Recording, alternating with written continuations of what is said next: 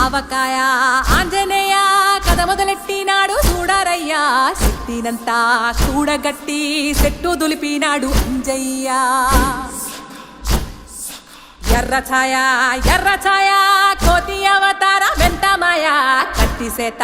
పట్టకుండా కాయ కోసినాడు కపిలయ్య